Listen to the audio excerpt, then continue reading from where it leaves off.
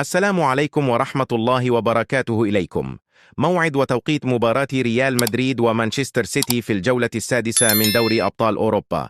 والقنوات الناقلة لهذه المباراة: يواجه فريق ريال مدريد فريق مانشستر سيتي في الجولة السادسة من مرحلة الدوري لدوري أبطال أوروبا، ويتواجد فريق ريال مدريد في الرتبة السادسة برصيد 12 نقطة، ويتواجد فريق مانشستر سيتي في المرتبة الثانية عشر برصيد 10 نقاط. وستجرى مباراة ريال مدريد ومانشستر سيتي اليوم الأربعاء 10 من ديسمبر 2025 على الساعة 9 ليلا بتوقيت المغرب، تونس والجزائر، 10 ليلا بتوقيت مصر، 11 بتوقيت السعودية والعراق.